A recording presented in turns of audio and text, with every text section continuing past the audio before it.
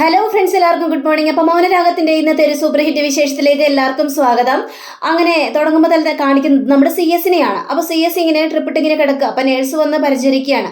അപ്പോഴാണ് നമ്മുടെ കല്യാണി വരുന്നത്. ആഹാ, മോള് വന്നായിരുന്നു ഇങ്ങോട്ട്. എന്തിനാ മോളെ വന്നത്? അവിടെ അത്രയും തിരക്കുള്ളപ്പോൾ മോക്ക് ഇങ്ങോട്ട് വരേണ്ട ആവശ്യമില്ലായിരുന്നല്ലോ. ഓ, രൂപയില്ലെന്ന് വിചാരിച്ചിട്ടാണ് മോള് വന്നല്ലേ? രൂപ ഇപ്പം അങ്ങോട്ട് പോയതേ ഉള്ളു. ഇപ്പം തന്നെ വരികയും ചെയ്യും. അതല്ല അച്ഛാ, വേറൊരു പ്രശ്നം ഉണ്ടായ അച്ഛാ. ഞാൻ അമലുവിനെ കൊണ്ട് വന്നതാണ് അച്ഛാ. ഞാൻ അറിഞ്ഞായിരുന്നു. അമലുവിന് തീരെ വയ്യല്ലേ, അപ്പോൾ ആശുപത്രി കാണിക്കാൻ വേണ്ടി വന്നതാണല്ലേ മോളെ? പാവം കുട്ടി. ആ കുട്ടിയുടെ കാര്യം ആലോചിക്കുമ്പോളേ ഭയങ്കര സങ്കടമുണ്ട്. അതേപോലെയുള്ളല്ലേ കാര്യങ്ങളെല്ലാം അവൻ പ്രവർത്തിച്ചു കൂട്ടിയത്. ആ അമലുവിൻ്റെ മുന്നിൽ വെച്ച് തന്നെയല്ലേ ആ കുട്ടിയുടെ അച്ഛനെ അവൻ കമ്പ് കൊണ്ട് കുത്തി മലർത്തിയിട്ട് പോയത്. അതൊക്കെ ആ കുട്ടിയുടെ മനസ്സിലേക്ക് കടന്നുകൂടി വരും. അല്ല, എന്നിട്ട് എന്ത് പറഞ്ഞു ഡോക്ടർ? എന്തെങ്കിലും പറഞ്ഞായിരുന്നോ എന്ന് ചോദിച്ചപ്പോഴേക്കും, അച്ഛാ, അവളുടെ അച്ഛൻ മരിച്ചതിൽ പിന്നെ അവൾ ഭക്ഷണമൊന്നും കഴിച്ചിട്ടില്ല. കുറേ പ്രാവശ്യം ഇങ്ങനെ ഓക്കാനിക്കുകയും ഛർദ്ദിക്കുകയും ഒക്കെ ചെയ്തു.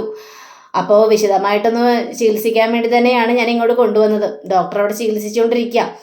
പിന്നെ അതിനുശേഷം വിവരങ്ങളെല്ലാം അറിയാമെന്ന് ഞാൻ വിചാരിച്ചു. ഞാൻ അച്ഛനെയും കണ്ടിട്ട് പോകാമെന്ന് വിചാരിച്ചു. ഏതായാലും ആ ഗംഗാപ്രസാദിനെ വെറുതെ വിടാനായിട്ട് പറ്റില്ലല്ലോ അച്ഛാ. ഇത് കേട്ട് കഴിഞ്ഞപ്പോഴേക്കും അതൊരിക്കലും പറ്റില്ല. ഏതായാലും എങ്ങനെയുണ്ട് മോളെ, ആഘോഷങ്ങളെല്ലാം തകൃതിയായിട്ട് നടക്കുന്നുണ്ടെന്ന് ചോദിച്ചു കഴിഞ്ഞപ്പോഴേക്കും, എവിടെ അച്ഛാ, ഈ ഗംഗാപ്രസാദിൻ്റെ കാര്യം ആലോചിക്കുമ്പോൾ തന്നെ ചേച്ചി ആകെ ഡൗണാണ്. ചേച്ചി വല്ലാതെ സങ്കടത്തിലാണ്. ഇനിയിപ്പോൾ ഈ ഒരു സംഭവം കൂടെ അറിഞ്ഞു കഴിഞ്ഞപ്പോഴേക്ക് ചേച്ചിക്ക് ഒട്ടും സന്തോഷിക്കാനായിട്ട് പറ്റുന്നില്ല. കല്യാണം അതങ്ങനെ ആ വഴിക്ക് നടന്നു പോകുന്നു എന്ന് മാത്രമാണ് അച്ഛ ചേച്ചി പറയുന്നത് എന്നൊക്കെ ഇങ്ങനെ CS-നോട് പറയുകയാണ്. മോളെ, എല്ലാ കാര്യത്തിലും നിൻ്റെ ഒരു കണ്ണ് വേണം. ആ കുട്ടിക്ക് വേണ്ട കാര്യങ്ങളെല്ലാം മോള് ചെയ്തു കൊടുക്കുകയും ചെയ്യണം. ശരി അച്ഛാ, ഞാൻ വേണ്ട വിധത്തിൽ കാര്യങ്ങളെല്ലാം ചെയ്തു കൊടുത്തോളാം അച്ഛാ. ഏതായാലും ഡോക്ടറിൻ്റെ മുന്നിൽ അവളെ ഇരുത്തിയിട്ടാണ് ഞാനിങ്ങോട്ട് പോകുന്നത്. ഞാനില്ലെങ്കിലേ അവൾക്ക് ഭയങ്കര ടെൻഷനാവും. അതുകൊണ്ട് ഞാൻ അങ്ങോട്ട് ചെല്ലട്ടെ അച്ഛാ. പിന്നെ അവളെ അഡ്മിറ്റ് ആക്കാനോ എന്തെങ്കിലും പറയുകയാണെങ്കിലും മുത്തശ്ശിയെ പറഞ്ഞു വിടാം. അതിൻ്റെ ഒന്നും ആവശ്യമില്ല മോളെ. രൂപ ഇവിടെ ഉണ്ടല്ലോ. പിന്നെ എനിക്കിവിടെ സഹായത്തിൻ്റെ ആവശ്യമൊന്നുമില്ല. രൂപ കൂട്ടിനുള്ളപ്പോൾ വേറെ ആരെയും കൊണ്ടുവരേണ്ട കാര്യമില്ല. അതല്ല അച്ഛാ, ഞാനില്ലെങ്കിലേ അവൾക്ക് ഭയങ്കര ടെൻഷനാണ്. എന്നെ ഇടയ്ക്കിടയ്ക്ക് അവൾക്ക് കാണുകയും ചെയ്യണം. അതുകൊണ്ട് എനിക്കിവിടെ വന്നേ മതിയാവുള്ളൂ. അവിടെയും വിടാൻ പറ്റൂല, ഇവിടെയും വിടാൻ പറ്റൂല. അങ്ങനെ ഒരു അവസ്ഥയിൽ നിൽക്കുകയാണ് അച്ഛാ ഞാൻ എന്ന് കല്യാണി പറയാം. ശരി അച്ഛാ, എന്നാൽ ഞാൻ അങ്ങോട്ട് പോട്ടെ. ശരി മോളെ എന്ന് പറഞ്ഞ് നമ്മുടെ കല്യാണി നേരെ ഡോക്ടറെ കാണാനായിട്ട് ചെല്ലുകയാണ്. അപ്പോൾ ഡോക്ടറെ കാണാനായിട്ട് ചെല്ലുമ്പോൾ ഈ സമയത്ത് തന്നെ ഡോക്ടർ നമ്മുടെ അമലുവിന് കൗൺസിലിംഗ് കൊടുക്കുകയാണ്. നിന്നെപ്പോലെ ഒരു പെൺകുട്ടി, ധൈര്യമുള്ള പെൺകുട്ടി ഇങ്ങനെ കരയാനായിട്ട് പാടുണ്ടോ? ഇതൊക്കെ തരണം ചെയ്യാനായിട്ട് കഴിയണം. അതാണ് പെണ്ണുങ്ങളുടെ ധൈര്യം എന്നൊക്കെ ഇങ്ങനെ സംസാരിക്കുമ്പോഴാണ് കല്യാണി കയറി വരുന്നത്.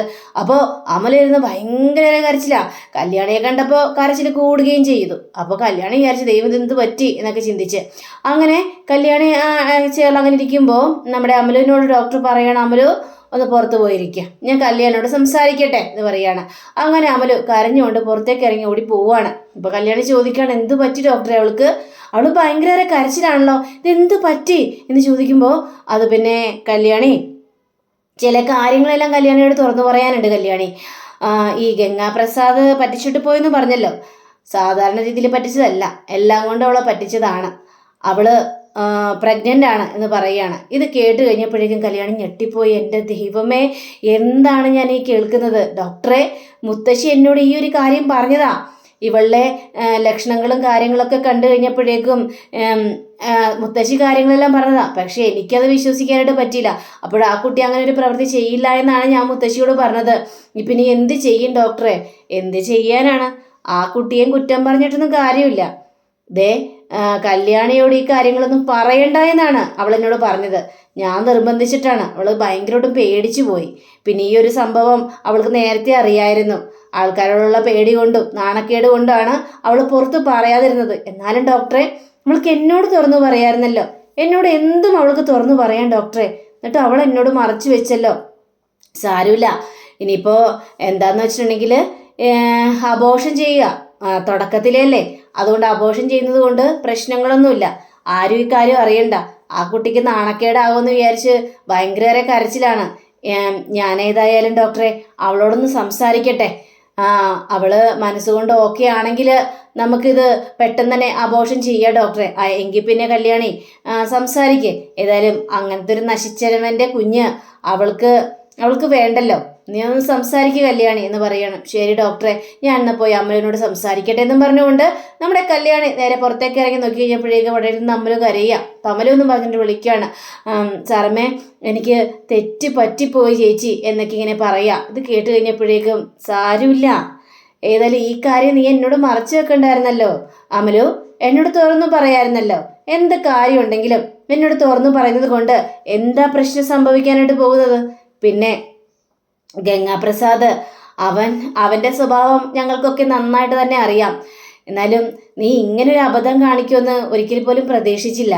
എന്ത് ചെയ്യാനാണല്ലേ, നാട്ടിൽ നിന്ന് വന്ന ഒരു വിദ്യാസമ്പന്നനായ ഒരാളെ കണ്ടു കഴിഞ്ഞപ്പോഴേക്കും നീ അതിൽ വീണു. അവനെ കൂടുതൽ പരിചരിക്കാനുള്ള ആ ഒരു ഇതൊക്കെ കിട്ടിക്കഴിഞ്ഞപ്പോഴേക്കും നിനക്ക് അവനോട് കൂടുതൽ പ്രണയം തോന്നി. അതിന് തെറ്റു പറയേണ്ടത് നിന്നെയല്ല, നിന്റെ മാതാപിതാക്കളെ തന്നെയാണ്. നിന്റെ അച്ഛനും അമ്മയും അവൻ്റെ അടുത്തേക്ക് നിന്നെ പരിചരിക്കാനായിട്ട് വിടാൻ പാടില്ലായിരുന്നു. ഒരു ചെറുപ്പക്കാരനായ ഒരുത്തൻ്റെ അടുത്തേക്ക് ഒരു പെണ്ണിനെ അങ്ങനെ പരിചരിക്കാനായിട്ട് പറഞ്ഞു വിടാൻ പാടില്ലായിരുന്നു. അതിന് വേലുവിനെ പറഞ്ഞു വിടണമായിരുന്നു. അവരും കാണിച്ചത് തെറ്റ് തന്നെയാണ് അമലു. ഇനി കൂടുതലൊന്നും നോക്കാനില്ല. പിന്നെ ഞാനൊരു കാര്യം ചോദിക്കട്ടെ അമലു, നിനക്ക് അവൻ്റെ കുഞ്ഞിനെ ആവശ്യമുണ്ടോ? ഇത് കേട്ട് കഴിഞ്ഞപ്പോഴേക്കും അമലു ആണെങ്കിൽ ഇല്ലേച്ചി, എനിക്ക് അവൻ്റെ കുഞ്ഞിനെ ആവശ്യമില്ല ചേച്ചി, എനിക്ക് വേണ്ട ചേച്ചി എന്ന് പറയാണ്. എങ്കിൽ ഒറ്റൊരു വഴിയേ ഉള്ളൂ, ഇത് നമുക്ക് ഇല്ലാതാക്കുക, അത്രേ ഉള്ളൂ. ഒറ്റ ദിവസം കൊണ്ട് തന്നെ കാര്യങ്ങളെല്ലാം കഴിയും. ഡോക്ടറോട് ഞാൻ സംസാരിച്ചിരുന്നു. ഇവിടെ ഇന്ന് അഡ്മിറ്റായിട്ട് ഇന്ന് തന്നെ നമുക്ക് അബോർഷൻ നടത്തിയിട്ട് പോവുകയും ചെയ്യാം. പിന്നെ ഇതൊന്നും നമുക്ക് പുറത്ത് പറയാനായിട്ട് പറ്റില്ലല്ലോ. പിന്നെ വേലു അറിഞ്ഞു കഴിഞ്ഞാൽ അവർ സഹിക്കാൻ പറ്റൂല.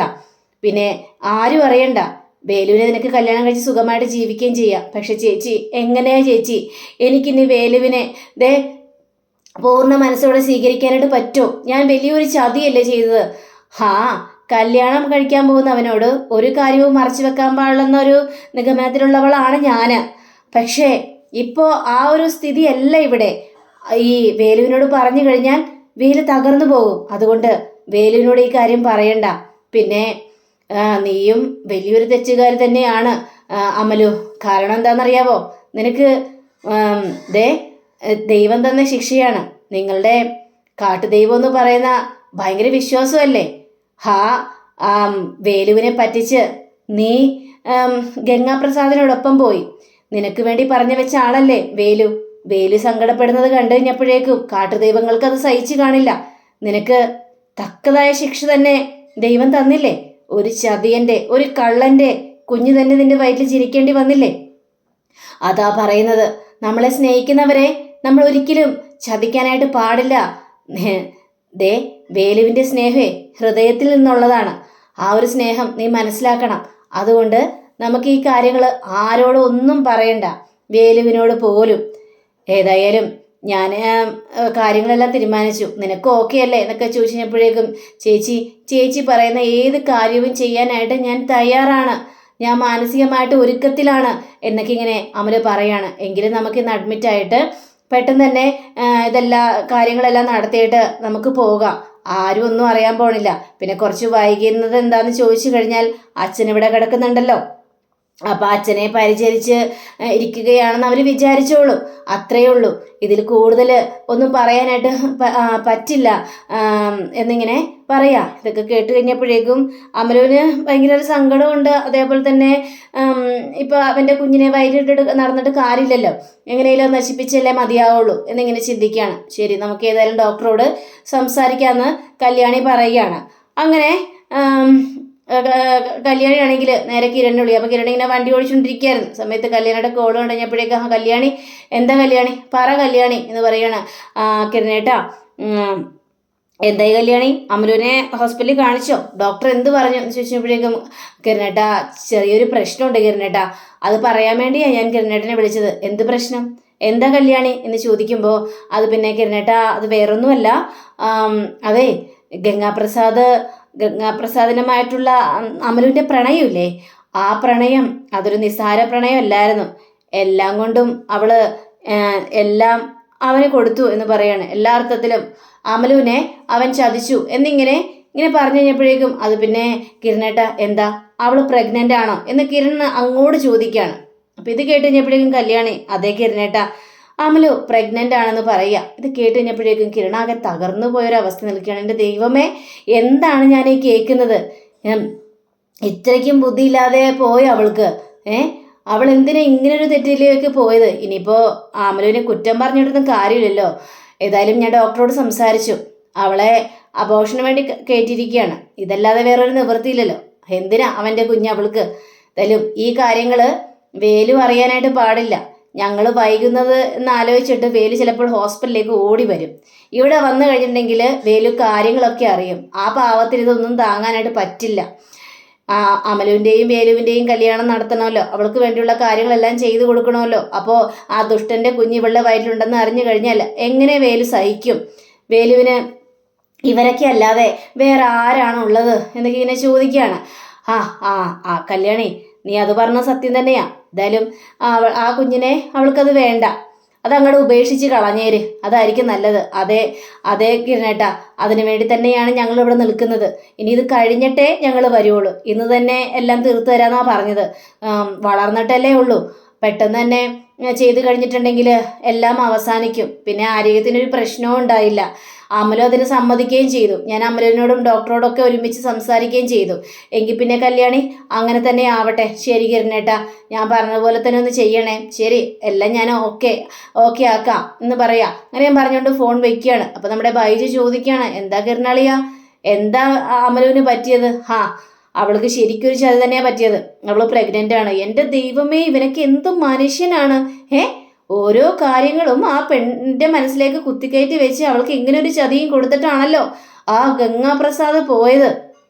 ഇവനൊക്കെ എന്ത് പറഞ്ഞായിരിക്കും അവളെ വളച്ചിട്ടുണ്ടാവുക. ഇവനൊക്കെയാണോ വാക്കുകൾ ഇല്ലാത്തത് പറയാനായിട്ട്? ആ പാവം വേലുവിൻ്റെ കാര്യം ആലോചിക്കുമ്പോൾ എൻ്റെ അളിയാ സങ്കടം വരുന്നു. ആ വേലു എത്ര മാത്രമാണ് ആ അമലുവിനെ സ്നേഹിക്കുന്നതെന്ന് അറിയാവോ? ആ ഒരു കാര്യം ആലോചിക്കുമ്പോഴാണ് ആകെ സങ്കടം തോന്നുന്നത്. ഇനിയിപ്പോൾ ഏതായാലും എല്ലാം അവസാനിപ്പിച്ചിട്ടേ വരുവളെന്നൊക്കെയാണ് കല്യാണി പറയുന്നത്. ഏതായാലും അത് തന്നെയാണ് നല്ലത് കിരണളിയ. അല്ലെങ്കിൽ അവൻ്റെ ആ ഒരു ജന്മം ഇനിയും ഈ ഭൂമിയിലേക്ക് വല്ല ജനിച്ചു കഴിഞ്ഞിട്ടുണ്ടെങ്കിലേ പിന്നെ പണി പാളും. ഇപ്പം തന്നെ കല്യാണാഘോഷത്തിൽ നിൽക്കുകയല്ലേ. അവർക്ക് അവരോടും ഈ കാര്യങ്ങളൊന്നും പറയണ്ട. അവരുടെ ടെൻഷൻ എന്തിനാ കൂട്ടുന്നത്? വേലുവും ഈ കാര്യങ്ങൾ അറിയാൻ പാടില്ലെന്നാണ് കല്യാണി പറഞ്ഞിരിക്കുന്നത്. ഏതെല്ലാം കഴിഞ്ഞിട്ടേ അവൾ വരുവുള്ളൂ. ഏതായാലും ഗംഗാപ്രസാദ് അവനെ എൻ്റെ കയ്യിൽ കിട്ടിയാലുണ്ടല്ലോ, അവനെ ഞാൻ തീർക്കും. അതിന് യാതൊരു സംശയമില്ല. പക്ഷേ അവൻ എവിടെയാണ് ഇപ്പോൾ ഒളിഞ്ഞിരിക്കുന്നതെന്ന് മാത്രം കണ്ടെത്താനായിട്ട് സാധിക്കുന്നില്ല. പക്ഷെ അവനെ കണ്ടെത്തുന്നത് വരെ എനിക്കിനി വിശ്രമം ഉണ്ടാവില്ല ബൈജു എന്ന് കിരണം പറയണം. ഏതായാലും നേരത്തെ വീട്ടിലേക്ക് പോകണം. വീട്ടിലേക്ക് പോയിട്ട് വേലുവിനോട് സംസാരിക്കാനുണ്ട് എനിക്ക് എന്ന് കിരണോട് പറയുകയാണ്. അങ്ങനെ പിന്നീട് കാണിക്കുന്നത് നമ്മുടെ വേലു ആണെങ്കിൽ വലിയൊരു ഗ്യാസ് കുറ്റിയും ചുമന്നുകൊണ്ട് വരിക. ഗ്യാസ് കുറ്റിയും ചുമന്നുകൊണ്ട് വരുമ്പോൾ നമ്മുടെ ബാലണ്ണനോട് അതെ, ഞങ്ങളുടെ അവിടെയൊക്കെ ഈ വിറക് വെച്ച് അടുപ്പ് കത്തിക്കലാണേ, ഇങ്ങനെ ഗ്യാസ് ഒന്നും കത്തിക്കാറൊന്നുമില്ല. അതുകൊണ്ട് ഇതിനെക്കുറിച്ചൊരു പിടിയുമില്ല എന്നൊക്കെ ഇങ്ങനെ സംസാരിച്ചുകൊണ്ടിരിക്കുമ്പോഴാണ് നമ്മുടെ കിരൺ അങ്ങോട്ട് വരുന്നത്. അപ്പോൾ കിരൺ നോക്കിക്കഴിഞ്ഞപ്പോഴേക്കും അവിടെ കിടന്ന് ഭയങ്കര ജോലിയാണ് വേലു. ഇതുകൊണ്ട് കിരണ് സങ്കടം തോന്നുകയാണ്. ബാലണ്ണ, എന്താ ബാലണ്ണ ഇത്? ഇവനെ കൊണ്ട് ജോലി ചെയ്യിപ്പിക്കാൻ പാടുണ്ടോ? എന്തിനാ ഇവനെ കൊണ്ട് ജോലി ചെയ്യിപ്പിച്ചത്? ഇവൻ ജോലി ചെയ്യിപ്പിക്കാൻ വേണ്ടിയാണ് ഇങ്ങോട്ട് കൊണ്ടുവന്നത് എന്നൊക്കെ ഇങ്ങനെ ചോദിക്കുമ്പോൾ അപ്പോൾ വേലു, അയ്യോ സാറേ, ഞാനേ എൻ്റെ ഇഷ്ടത്തിന് ജോലി ചെയ്തതാ, അല്ലാതെ ഈ അണ്ണനല്ല എന്നെ കൊണ്ട് ജോലി ചെയ്യിപ്പിച്ചത്. എനിക്കിങ്ങനെ വെറുതിരിക്കാനായിട്ട് പറ്റില്ല സാറേ, അതുകൊണ്ടാണ് സാറേ. അല്ല സാറേ, എന്തായി കാര്യങ്ങളെല്ലാം? അമലുവിന് എങ്ങനെയുണ്ട്? ഡോക്ടറെ കണ്ടോ എന്നൊക്കെ ചോദിക്കുമ്പോൾ കിരണിന് കുറച്ച് ടെൻഷനുണ്ട്. അത് പിന്നെ കുഴപ്പമൊന്നുമില്ല വേലു, കുഴപ്പമൊന്നുമില്ല. നീ ഒന്ന് ഇങ്ങോട്ട് വന്നേ. എന്താ സാറേ, എന്തെങ്കിലും പ്രശ്നമുണ്ടോ സാറേ? ഡോക്ടർ അമലുവിന് എന്തെങ്കിലും പ്രശ്നമുണ്ടെന്ന് പറഞ്ഞോ? നീ ഇങ്ങോട്ട് വാ, ഞാൻ സംസാരിക്കട്ടെ, വാ ഇങ്ങോട്ട് എന്ന് പറഞ്ഞുകൊണ്ട് വേലുവിനെ വിളിച്ചുകൊണ്ട് പോവുക. വേലുവിനെ വിളിച്ചുകൊണ്ട് പോയിട്ട്, അതെ അമലു ഹോസ്പിറ്റലിലാണ്, അഡ്മിറ്റ് ആണെന്നും പറയാണ്. അയ്യോ സാറേ, എന്തു പറ്റി സാറേ? അമലുവിന് അത്രയ്ക്ക് സീരിയസ് ആയിരുന്നോ? അതല്ല, അമലു ഛർദ്ദിക്കുകയൊക്കെ ചെയ്തല്ലോ. അപ്പോൾ അമലുവിൻ്റെ അച്ഛൻ മരിച്ചതിൽ പിന്നെ ഭക്ഷണമൊന്നും കഴിച്ചിട്ടില്ലല്ലോ. അപ്പോൾ ഗ്യാസ് കയറി വയറ് വല്ലാതെ അങ്ങോട്ട് നാശമായിരുന്നു. അപ്പോൾ വയറൊക്കെ ഒന്ന് ക്ലീൻ ചെയ്ത് ഡോക്ടർ അയക്കാന്ന് പറഞ്ഞു. അപ്പോൾ അവർ വയറൊക്കെ ക്ലീൻ ചെയ്തിട്ടേ ഇങ്ങോട്ട് വരുള്ളൂ. അമലുവിനെ ഇപ്പോൾ ട്രിപ്പൊക്കെ ഇട്ട് കിടത്തിയിരിക്കുകയാണ്. ആ ടെൻഷനൊന്നും അടിക്കേണ്ട ആവശ്യമൊന്നുമില്ല. ഡോക്ടർ വേണ്ട വിധത്തിൽ കാര്യങ്ങളെല്ലാം ചെയ്തിട്ടുണ്ട്. അമലുവിന് ഗ്യാസ് കയറി കുടലൊക്കെ വല്ലാത്തൊരവസ്ഥയായിരുന്നു. ആണോ സാറേ? അപ്പോൾ വേറൊരു കുഴപ്പമൊന്നുമില്ലല്ലേ? ഏയ്, വേറെ ഒരു കുഴപ്പമില്ല നിന്റെ അമലുവിന്. അതെ, ഇവിടെ ജോലിയൊന്നും ചെയ്യണ്ടട്ടോ. ജോലി ചെയ്യാനാണ് നിന്നെ കൊണ്ടുവന്നത്. ഇവിടെ ഞങ്ങളൊരു വീട്ടിലെ അംഗത്തെ പോലെയാണ് നിന്നെ കാണുന്നത്. ജോലിയൊന്നും ചെയ്യണ്ട. അയ്യോ സാറേ, അതെ, ശീലിച്ചു പോയി, അതുകൊണ്ടാ, അല്ലാതെ വേറൊന്നും കൊണ്ടല്ല എന്നൊക്കെ ഇങ്ങനെ പറയാം. ശരി, ആയിക്കോട്ടെ, എങ്കിൽ പിന്നെ ടെൻഷൻ അടിക്കേണ്ട കാര്യമില്ല. ഇല്ല, ഞാൻ ടെൻഷനൊന്നും അടിക്കില്ല. അങ്ങനെയും പറഞ്ഞുകൊണ്ട് കിരൺ അവിടെ നിന്ന് പോയി കഴിഞ്ഞപ്പോഴേക്കും നമ്മുടെ അമലുവിൻ്റെ എല്ലാ പരിപാടിയും കഴിഞ്ഞു. ട്രിപ്പ് ഇട്ട് കിടത്തിയിരിക്കുകയാണ്. അപ്പോൾ അങ്ങനെയും കാണിച്ചുകൊണ്ടാണ് നമ്മുടെ ഇന്നത്തെ റിവ്യൂ ഇവിടെ അവസാനിച്ചിരിക്കുന്നത്. അടുത്ത റിവ്യൂവിനെ കാത്തിരിക്കുക, സബ്സ്ക്രൈബ് ചെയ്യുക. എല്ലാവർക്കും നല്ലൊരു ദിനം ആശംസിക്കുന്നത് തന്നെ. നമസ്കാരം. Thank you. See you. By.